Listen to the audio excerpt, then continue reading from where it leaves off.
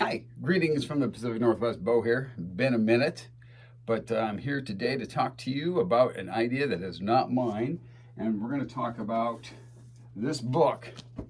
It's a Richard Morton Jack book, Endless Trip, and the impact it had on my record collection and my subsequent purging of my record collection. This is not a video that was my idea at all. My friend Mark, Glass Orchid Aftermath in Pittsburgh, this is something we've been talking a lot about lately, about the Richard Morton Jack books and the effect that they had on our collections. I told him that's a great idea for a video, because he had said he thought about shooting a video about it. And I said, that's a great idea. And I was hoping he would do that. And then I would just follow up, like the old days when we would make these thread videos. Somebody would make a video response to it and so on and so forth. But he ended up not going along with that. And so I asked him if it was okay if I went ahead and just shot a video. And he said, go ahead. So that's with his permission. But this book right here, not sure if it's the Bible for psychedelic collectors or if it's the Jezebel that leads you down a wrong path. What it is, I think like between 1962 and 1975, it's almost every record that came out in the United States or Canada. It's reviews and synopsis and all those things. And when I got this book, Pandora's box came wide open. I committed pictures and stories to memory and would buy records based just on their appearance in this book. And in this day and age, there's no excuse for that, especially since you can go to YouTube and you can listen to any of these albums. You can listen to any of these albums and decide, is this something that belongs in my collection or not? But instead, that realization that came to me when I was at a Tacoma record show a few years ago, and a fellow VC member, I purchased a record called Gun. They're like, oh, so why'd you buy that? And, expecting a detailed response from me. And I said, well, it's an Endless Trip. Like, well, duh, that's the reason to do something. And that person said, is that any reason to buy a record because it's in a book? I started thinking about it. They were right. No, it wasn't. Now, in that instance, it did work out. That was a pretty fantastic heavy guitar record. When I purged my collection, when the initial purge happened, I did allow that person, that collector, to have that album because they seemed to like it too. So I gave it to them. But yeah, it started this whole thing, and my collection has gone through some major league changes. Now, I don't know if I'm not going to show all of my records. My intent was to show all my records. Instead, I'm going to skip over. There's stuff like I kept, like Tom Jones or Glenn Campbell, that nobody wants to see that stuff. I'm not going to show those things. Some records I kept because the combination of I really liked them, Johnny Rivers, I really liked the album, and they don't really have any value on the secondary market. So there was no reason to, unless you just wanted to donate them to a thrift store. That's, done enough donating of records over my time. I did my initial purge. I gave a lot of records away or traded them, and then I ended up selling a bunch of them off to another VC member who sold them in his store, a lot of my stuff. And then I used that to do things like supplement my new fascination, which is hockey cards. So that's a Bobby Orr rookie card. It's a poorly graded one, but it was in my price range. So I've been buying up a lot of cool vintage hockey. But anyhow, so I thought I'd go over, and I didn't know if I was going to show all of them in this video. I mean, we're already, like 8 minutes into this thing? Something, I don't know. I don't have my glasses on. Grandpa needs his glasses. Oh, we're only 4 minutes in. I don't know if I'm going to show how many of these cubes I'm going to show, if I'm going to do several series part, but I thought you might like to see some of the stuff I kept, and I could try to give some reasonings why. I don't know.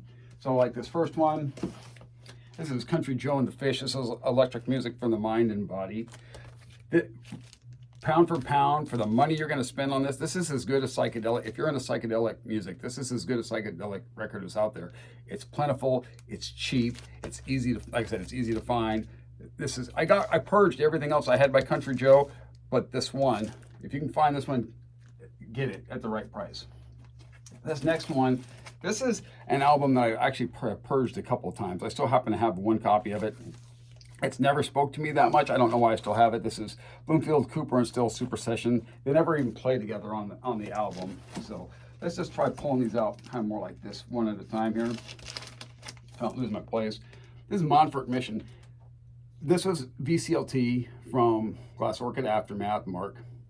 The interesting thing about this is on reprise. No, not reprise. Reprise. It's a reprisal, not a reprisal.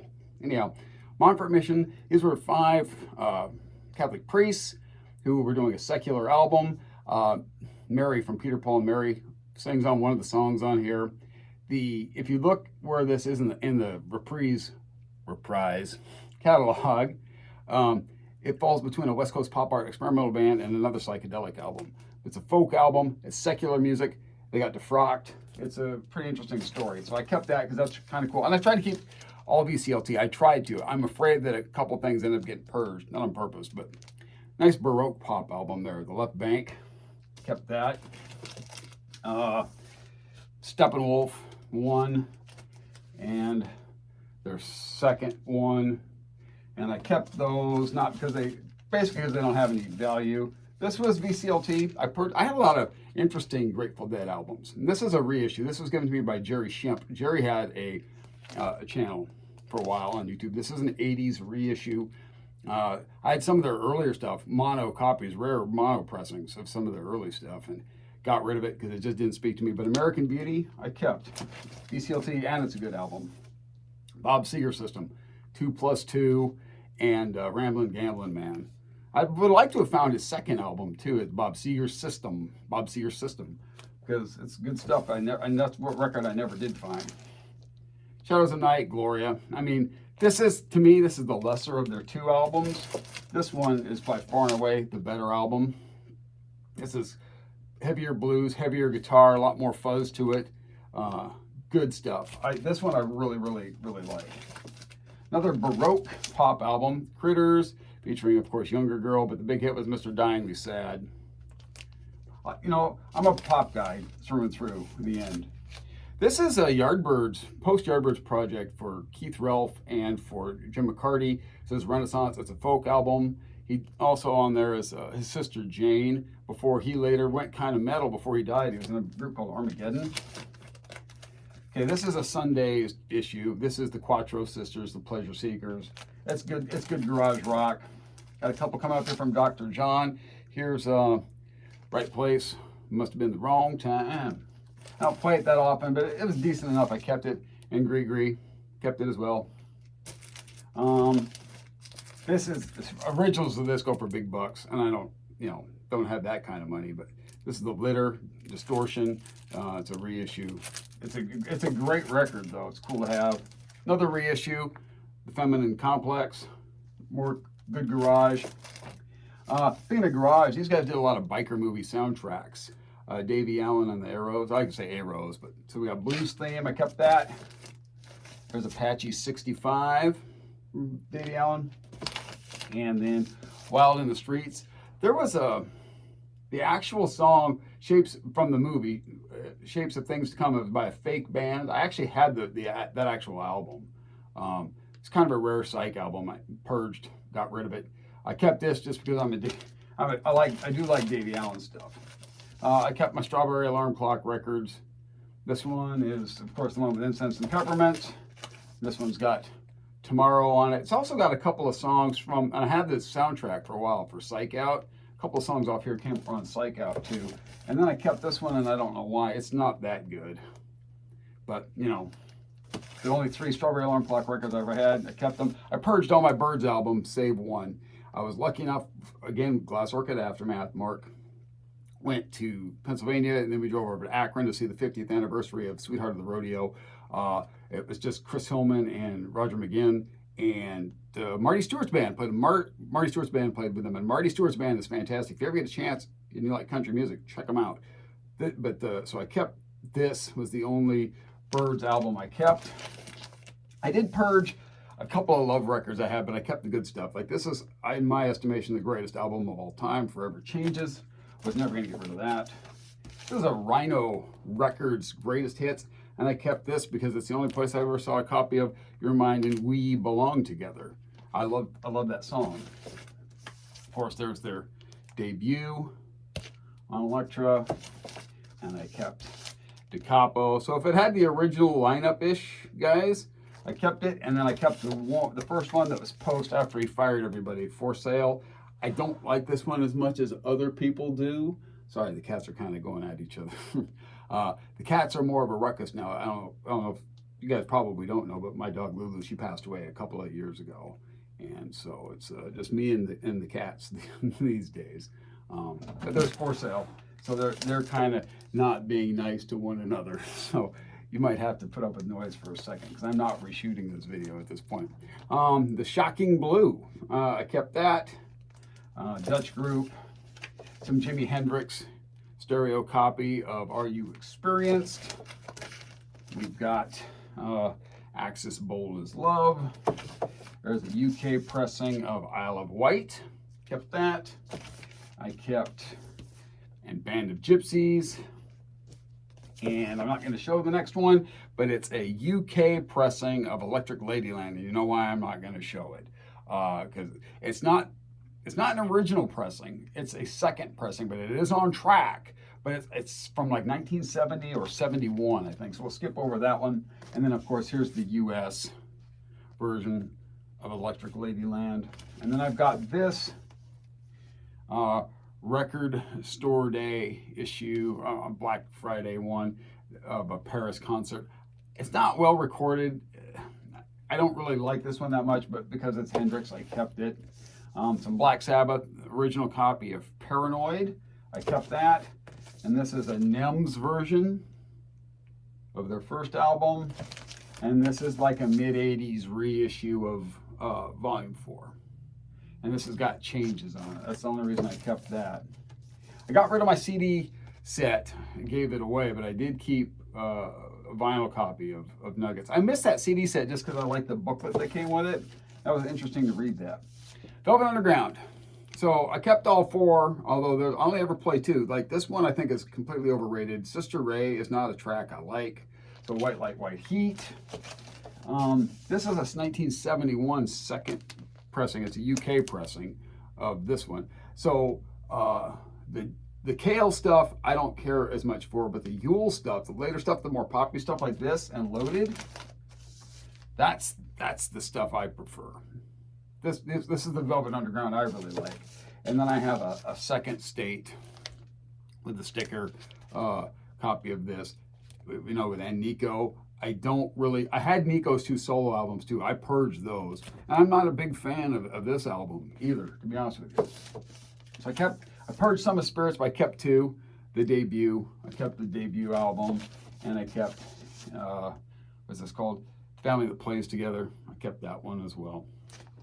Some Deep Purple, Shades of Deep Purple, kept that, and this is a UK copy of Book of Taliesin, and it's a cutout. Look at that cutout! Holy crap!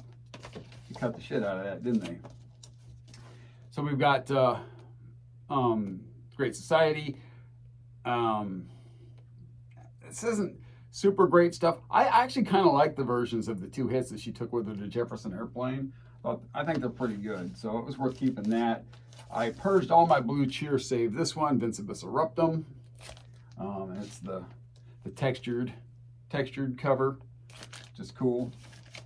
It's a folk album, kind of psychedelic folk. It's Jerry Yester and Judy Henske. Jerry Yester's brother was, I think, in the Association, I think. This is Fell Rail to Alderon. It's a solid record. I kept Status Quo just because it's pictures of Matchstick Man. It wasn't an easy one to find. That was my friend Mark. That was some advice he gave me. It was like, if you think it's going to be tough to find, then hold on to it, just in case. I kept two from from Paul Butterfield, their debut. And of course I kept East West. Is that mono copy or stereo copy? I have my glasses on. I had a mono copy one time. I think this is a stereo copy. I think I gave my mono copy to a friend of mine. So I meant to keep Ball too, but I got rid of it. So I kept Inagata Davida, and I kept Heavy. And I meant to keep Ball, but for some reason Ball ended up in my purge. So this is a really cool country rock album. Of course I kept this. This is Gilded Palace of Sin by the Flying Burrito Brothers with Graham Parsons and Chris Hillman. Hillman, of course, had just left the Byrds, joined Graham. Graham had played on Sweetheart of the Rodeo too, but Roger had a lot of his stuff taken out because he was kind of jealous of him. At least that's the rumor. I kept all my Jefferson Airplane. I mean, I don't think you guys want to see Jefferson Airplane, but I kept all that. And here, this is interesting. So the Wailers is a group that I kept, and this is the Spanish Castle. Kitties, geez. This is the Spanish Castle. Jimi Hendrix did a song about the castle. This isn't Tacoma, it's a club. It's called Spanish Castle Magic. What's interesting about this is my favorite song in here is a cover of I Idolize You, which is a Tina Turner song. And Gail Harris, she was 15. She's the lead singer when they did that. And then I've got the Wailers Everywhere, and then Out of Our Tree. Those are kind of hard to find records. I kept those. The thing about the Wailers, too, is my parents graduated high school a year apart. My dad in 64, my mom in 65. My mom went to school in Montesano, which is in southwest Washington, and my dad went to Snohomish, which is kind of like near the foothills of the Cascades, north of Everett. So if you know anything about the Northwest, you know they're not anywhere near each other. But how they met is an interesting story. But the Wailers, that's what they did. They played high school dances. And so the Wailers played at both of them saw... The Wailers played at dances at both of their high schools. They played at every high school, I think. So my friend Mark, this is Los Ops, and this is an album called Satisfaction. He did an article in Glass Orchid Aftermath, his zine, about Mexican garage music from the 60s. And when he and his wife went to Mexico, they went looking for albums. I don't think they found any. I think they only found some CDs. But he got a copy of this later, and he passed it on to me. So, interesting. Good stuff. And then Nas, I had all their albums, but I purged everything except for this. This has, of course, Open My Eyes, which was kind of the hit. And then an early version of, because this is Todd Rundgren's group, by the way. Hello, It's Me. So we'll do one more cube, and then we might stop. And if there's interest, I can show more. And if there's not, I won't. So this is Walico. No, I mean, pardon me, this is Flat Earth Society. It's Walico. This is not an original copy, but this is like an early 80s bootleg, I think is what it is. And what this album was originally was, these are real teenage kids. This is a good album, by the way. It's really good. You know, it's good psych. So if you bought this candy, this Walico candy, and you turned in some wrappers with like $1, you could get this record. So original copies are super, super, super rare. But yeah, this is an early 80s bootleg. Still very cool. Nice to have. Procol Harum, it's kind of a mix of psych, and I had some other Procol Harum and I purged it. I was talking with my friend Mark about this, and he was talking about Robin Trower, and he's like, he loses interest in him after Trower left. Well, I kind of lose interest in him after this album. This one's got some psych to it, but it's also got just enough prog that I find it slightly annoying, but I kept it in the long run. Van Morrison, to me, is super overrated. His solo stuff, like, this has got, it's not like I like the album, but I like a couple of the songs off of Moondance, so I kept it. To me, and this is Astral Projections, to me this is like one of the most overrated albums in my collection. It's probably one, and if I do further purging, that'll go. I don't care for this album at all. I think he's kind of pompous. I do like this one, but I had 2 copies of this. The originals don't have the hype sticker, and the hype sticker ones have the edited lyrics on Brown Eyed Girl. So this isn't as good. The original one that I had that I gave away at VCLT, has the unedited. But this has got, Spanish Rose is on here. The cover of Midnight Special. This isn't bad. Now the albums to have by Van Morrison are, and that's what the next 2 are the Them records. His stuff with Them is fantastic. I love these. These are some of my favorite albums that I have. More that I kept, and I'm not sure why. I kept a run of T-Rex records. This one was VCLT from the Omaha Introvert. Kept that. Like I said, it was VCLT. I kept it. Electric Warrior. 20th Century. And I don't know what this one's called. I did purge one of I had their first album, and it was kind of a folk album, and I purged that at Bob's store. Traded it in on, at one time, some of you guys might remember, I had original copies of Nick Drake, Brighter Later, and Pink Moon, and I had a first US of 5 Leaves Left. but the other two were original Island, Pink Island, UK, and I ended up getting rid of them when my dog was sick. So I didn't care for them much. They were freaking depressing. Got some Blondie. Kept that. I like Blondie. My mom was a big Blondie fan. There's Plastic Letters. And then there's the original, which is on Private Stock, I think. Might be the name of the label. And then, of course, I kept Parallel Lines. I've had several copies of this record. I've given several away. This is like, I like Lita Ford a lot. Biggest mistake I ever made, not the biggest mistake, one of the mistakes I made in my record collecting is when I lived downtown, there was a thrift store just a couple blocks from my house, and they had a copy of that album she had with Ozzy Osbourne, the Close My Eyes Forever, and they wanted $3 whole for it, which was cheap, and it was in good shape. But I'm like, man, this, I wanted to wait for them to mark the price down, so I waited like 2 or 3 months, and it sat there, and the price never came down. Generally, if records sat there, they dropped the price on them, and so I didn't buy it. And then I finally decided I was going to go in and buy it, and it was gone. And now that you can't touch that record for like less than $50, so it's too bad. I've got some Astrid Gilberto. Forgive my pronunciation. I'm not good at that sort of thing. I really dig her stuff, especially in the evening time. It's nice to put on. It's pleasant. And there's a Gets Gilberto with the girl from Ipanemas on there. Got a lot of yeah. This is a reissue. This was VCLT from the Vinyl Guru. This is Serge Gainsbourg. She knows I like the yeah music. This is Jane Birkin with Serge Gainsbourg album. Now, I eventually will get around, since I'm back to doing videos, to showing you. I haven't stopped buying records. I've just stopped buying vintage records. I buy like new records, and I'll get into that eventually. But I did happen in a thrift store, and I do like yeah music, and I found they're kind of rough, but I did find a couple of albums that you're going to see here. But the new stuff I've been buying, I'll save for another video and another explanation. But this is Brigitte Bardot. This is an original. Like I said, it's not in the best shape. It was at a thrift store. This is a Japanese pressing. I do like Francois Hardy. Now I've got some of her stuff on the Four Corners, which is the American label for her stuff. And then this is a mono. I've given away a couple of copies of this. I had some of her EPs too that I've given away. But I do like Francois Hardy. But I've had multiple copies of this. When I play her album, this is the one I play. This is a reissue, because that mono copy is really nice. So I try to keep it nice. And then I've got this one's got the side 1 is in English, and then side 2 is in French, or it's vice versa. I can't remember. This is a Comp and Philippe.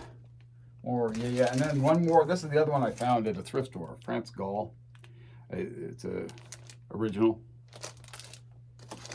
French copy. Okay, German copy of Baker's Banquet. I kept that. Remember, ain't no Stones without Brian Jones, folks. UK copy of Aftermath. I got this from Funny Face 26, Jason in the UK. Very kind of him to do that for me. And then we've got 12x5 by the Rolling Stones. We've got, this is a 1966 pressing of their first album. So it's a kind of a reissue. And then there's Let It Bleed. And then there's Now, Rolling Stones.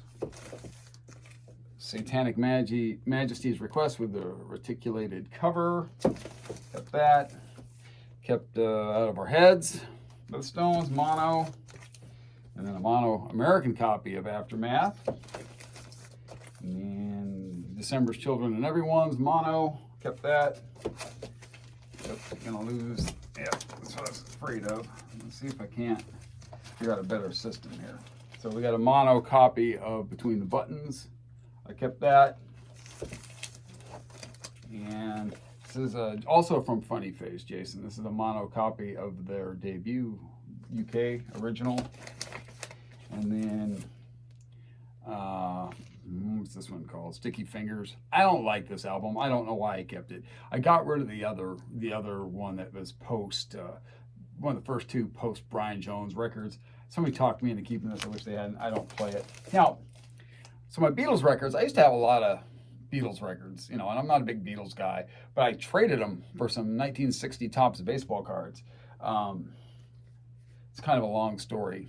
A friend of mine, He loved the Beatles. He wanted to trade. We had a couple of beers, and he insisted we make this trade. And I told him it was a bad trade. He wanted to trade all my Beatles records for all these 1960 Topps baseball cards. Mickey Mantle and Willie Mays and a Rookie McCovey and a lot more than that.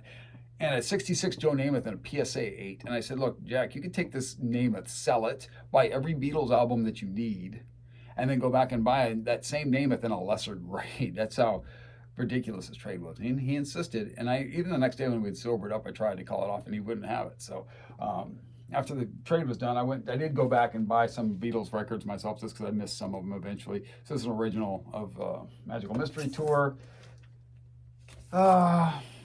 Mid-80s reissue of Abbey Road. As you can see, I didn't overspan. This is an original stereo of Revolver. This is a Walmart pressing of Rubber Soul, and this will go into later videos when you'll see what I've been buying lately. Japanese pressing of Help.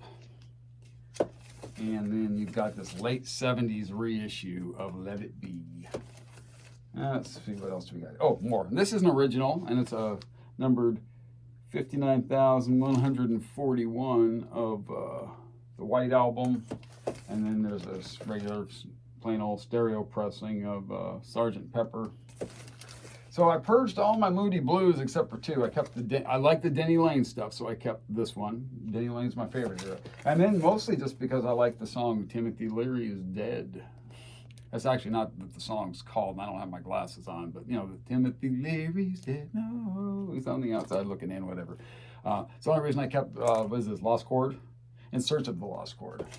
So I actually have a nice reissue copy of this too that the Vinyl Guru gave me as VCLT, and it's autographed personally to me, so it's really cool. But this is an original copy. I did purge a lot of my Donovan, anything that was not electric. If it was, all his folk stuff, got rid of all of it because it just didn't speak to me. But I do like Donovan. I kept his electric stuff. So that's Sunshine Superman, Mellow Yellow, kept that. I love it when people say, I don't know how to pronounce this word. Play the record. He says it. It's Barabajaggle. Do, do, do, do, Barabajaggle. Just play it and you'll know what he says. This is my favorite Donovan record. This has Susan on the West Coast Waiting. It's got Atlantis, which a lot of people like because of the movie Goodfellas, but I do like that album. And then, of course, I kept Hurdy Gurdy Man from Donovan. This is a group called Orphan. They were some young guys. They won a contest, and so they got to make an album on the GNP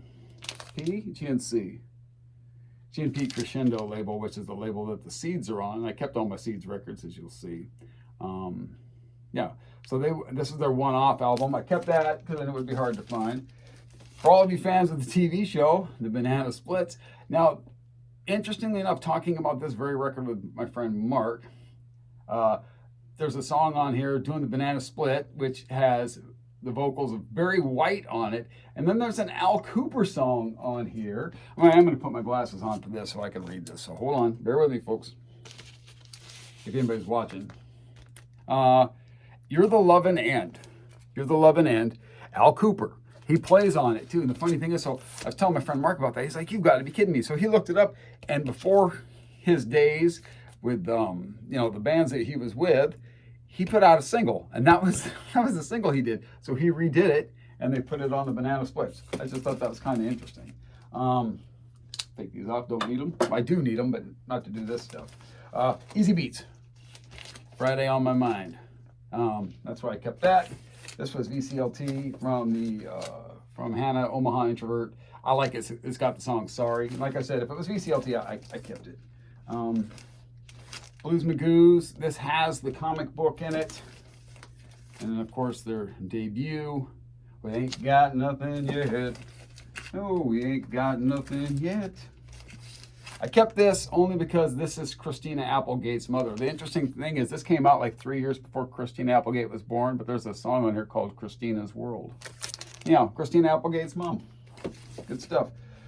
This is Tim Buckley. I had some other Tim Buckley. I purged it. I kept this one. This is Goodbye Hello. I had some others. I had Happy Sad and some other stuff too. And I got rid of them. Not a big Tim Buckley fan. First time I ever heard there's a song on here called Once I Was, and the first time I ever heard it, HBO, I was going to do a video about this too, about 60s music and the Vietnam War, the marriage between the two of them. They call it the Rock and Roll War, but I never did get around to doing that. There's a song on here called Once I Was. HBO did a documentary called Dear America, Letters Home from Vietnam. It's the first time I ever heard a song by Love. First time I ever heard that Tim Buckley song. And when you pair it with the video clips that they were showing and reading the letter home from Vietnam, it's pretty tear-jerking stuff. And so, yeah, I kept this one just for that one song. And this is a record by Peggy Lipton. It's not good, but come on, she was in the Mod Squad. So I kept it. I had a lot more Bo Bummel's records, but I kept 3 of them. This is my favorite one. This is the one that's got the hits, you know, because I've said it. I'm a hits guy, right? And then there's Bradley Barn, which is a really good country rock album. And then even better than that, Triangle, which is another country rock album. You know, this has gone on a long time, but we might as well do one more cube here, huh? Okay, so I put paper over this purposely because I do like Blind Faith. And Steve Winwood, the products he was putting out in the 60s, I really, really like. Traffic, I like Spencer Davis Group when he's with them. He had that revival in the 80s. I didn't much care for it.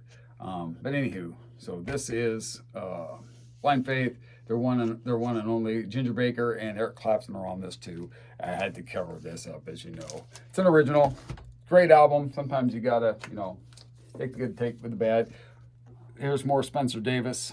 Like I said, Steve Winwood's early stuff, that's not going to work either. I thought maybe I could put those down there, and that is not going to work. So we're going to have to figure out a different way.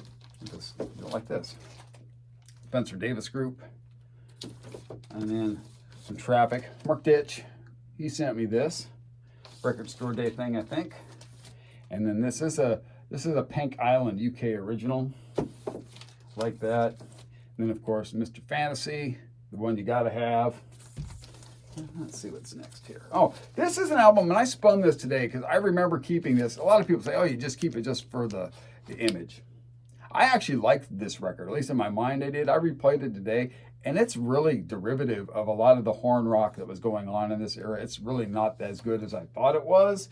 I think maybe I just wanted to like it. So that'd probably be one I'll consider getting rid of. Trogs. Love Is All Around. And then we've got Wild Thing by the Trogs. I kept that. Here you've got Manfred Mann, the Doo-Wah Ditty. And then my ex-wife, her favorite album by them was this one because it had Quinn the Eskimo, this one was not an easy record to find, especially in decent playable condition. And you know me, I'll take a chance on just about any record. This is a UK pressing. I think it's a second issue of Disraeli Gears. There's a U.S. first pressing of Disraeli Gears. For me, Cream isn't so much about Ginger Baker and Eric Clapton as it is Jack Bruce. I really like, I like Jack Bruce a lot. Now, his solo stuff I purged, but I kept the Cream record. I wish I'd had some Grand Bomb organization, but I never did get any of that stuff because he was with them for a while too. Wheels of Fire, not Streets of Fire was a Michael Paré movie back in the day. Fresh Cream, this is my favorite album by Cream. I like that one. The Creation, Eddie Phillips and Kenny Pickett. That's my favorite here. When Kenny Pickett leaves and the bass player takes over singing, I don't much care for it. And then he leaves and Kenny Pickett comes back, but they never do quite put it together. You know, the song Making Time's been used by a lot of commercials. So I kept that. But I really like their cover of That's How Strong, the Otis Redding song. That's not O.B. Wright, actually. It's an O.B. Wright song. That's How Strong My Love Is. Yardbirds. I thought that this, when I bought this, because I got this for a cheap price, I thought I was getting an original. I'm like, oh, wow, I stole this because this is generally an expensive record. This turns out this is like a 1971 reissue. And you know, because of the box, the way Columbia's boxed, somebody was telling me. But you know, for what I spent on it, I probably spent a fair, you know, what was fair, I would guess. When I thought it was an original, I thought I was getting a great deal. But no, this was VCLT from the Vinyl Guru. I like this because, you know, everybody wants Dazed and Confused, which is also on featuring Jimmy Page, that live album from the Anderson Theater. But that recording isn't that good. But the recording of Dazed and Confused on this is the one they did on French TV. This is a really good bootleg. This is, I thank her for this. This is a great album. Mark Ditch sent me this. There's more live recordings of the Yardbirds. I've got Rave Up. The Yardbirds weren't really, they were more of a singles band. They weren't really a great album band. This is For Your Love, which features, as you can see, Jeff Beck on the piano, joking. I was laughed at when I bought this because this literally said, I bought this at a record store in Seattle. It literally said, unplayable, buying it only for the jacket. And it's a little bit noisy, but it doesn't skip. And it's noisy really between the songs. While the song's playing, it's got a little bit of noise, but it's not bad. It's actually playable. I got it for like $10. So I was more than happy to pay $10 for this cool thing. And that the record plays was bonus. The person who laughed at me knows who they are. Now I'm laughing about that. Over Under Sideways Down, Yardbirds. This is the closest thing they had to an actual album, Little Games. This is Jimmy Page. And here is Said, featuring Jimmy Page, the live album from the Anderson Theater. You can tell these guys are about out the door at this one. So everybody knows, too, Fleetwood Mac, that I'm always, Mac ain't no thing without Peter Green. I had Buckingham Nicks, I purged it. I don't like that much. I mean, I like a couple of the songs from the Buckingham Nicks era with Fleetwood Mac, but if I'm listening to Fleetwood Mac, I like Peter Green stuff. And this is the best because this has got the stuff that you can only get in the UK. This is the UK, it's a greatest hits. I love this record, but I also have US pressings of, first US pressings of their debut and Then Play On. First pressings, US pressings of those. I purged all my Who records except for one, and the Final Guru got me this. This is a VCLT. I had mono and stereo copies of this, but she got me this. This was cool. This is the Who Sell Out, and the only record of theirs that I kept from my original stuff is My Generation because I really like this album. It's a good album. Favorite band of all time. Anybody who knows me knows this is the fact. Small Faces. So this is a first U.S. pressing of Ogden's Nut Gone Flake, which is kind of an uneven album, to be honest with you. The one side is the Happiness Stan and Mad John. It's that concept with the children's TV star doing the narration on it. And then the other side's got just regular old plain music. I'm a Small Faces nut, but I'm not nut for Ogden's Nut, if you know what I mean. This is a UK original on immediate, but as you can see, it's chewed up on the bottom. But you know what? As Mark Ditch says, you don't play the covers. Got this from Jason Funnyface 26. That's what he used to be called. I don't think he has a channel anymore. But he sent me this. This is a UK original, Decca, greatest hits from the beginning. And then I found this at a thrift store for like $1. And this is an original Decca pressing of their first album. I love Steve Marriott. I love the Small Faces. They're my favorite band of all time. U.S. press, first press of, there are 4 Small Faces. And then you've got the Autumn Stone, which is the first press.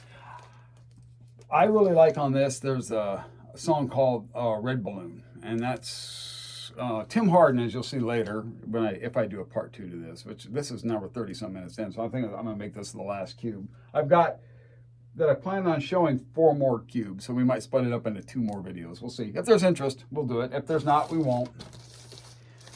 First press, U.S. press of P.F. Sorrow by The Pretty Things. I think this is an overrated record, in my opinion. I also have this one, UK press on Fontana. I actually think they're kind of overrated as a band. A lot of people are really down with them. I think they're like poor man's Rolling Stones. Kept all my Kinks records. So there's Kinkdom. There's Controversy. We'll try to fly through this a little bit here. There's the Great Lost album, which on when I turn off the living room lights, he uses a word he probably shouldn't use. A little controversy with that. Something else, somewhere else. Something else by the Kinks. Kinda Kinks. The Lola and the Money Ground album. You Really Got Me Now. Mine's signed by Mick Avery. You Really Got Me Now. And these are all originals. Village Green Preservation Society. Kink Size. And somebody colored their lips on the back of my copy. This is from Jason, Funny Face 26, original UK pie of Face to Face, which has my favorite track on there, Sunny Afternoon. This is Arthur by the Kinks. And another one from Funny Face. This is on Marble Arch, Sunny Afternoon. Zombies, Odyssey and Oracle. I also had that reissue that's only got, let's see if I can, it's got just this part. I had that, but I gave that away as BCLT. But this is one of my favorite records of all time. This is fantastic. They were playing in Seattle, the 50th anniversary of this, and when I was married and I was going to go see it, and I ended up really I ended up in the hospital sick with dizzy spells. Nobody knew what the heck was going on. They went away eventually. I think they called it cluster migraines or something weird. Anyhow, so I missed the opportunity to go see that. Then of course I got on Parrot, the first one, US. Animals. Now the funny thing about the animals is I kept all my animals but one. I did not like On Tour. The funny thing was, though, is that this album ended up in the On Tour jacket when I got rid of it, and On Tour ended up in this. So I made sure I replaced it, because Animalism is one of my favorite Animals tracks. This is Love Is. And the interesting thing about this, Andy Summer from The Police. This was the first album he played on that I'm aware of. Every One of Us. Animals had two distinct periods. They were a R&B blues kind of band, and then they were a psychedelic band. And this is Animal Tracks, Animalization. My dad, huge Animals fan. I like Animals too, so I grew up with the Animals. My dad had this on 8-track. We listened to this in his Roadrunner a million times when I was a kid. This one's Winds of Change. And the thing about that is their cover of Paint It Black, I think I might even like it better than the Rolling Stones. Is that blasphemous? I don't know. Tell me. Twain Shall Meet, another great one. And then I'll round it out with these Bowie, and then we'll stop this one, and we'll see if there's interest, and we'll do another one. It's a reissue of Hunky Dory. This is an original copy of Man Who Sold the World, and this is a reissue of Ziggy Stardust. That was one of the only Bowie albums like that. But that's it for now. So there's 4 more cubes.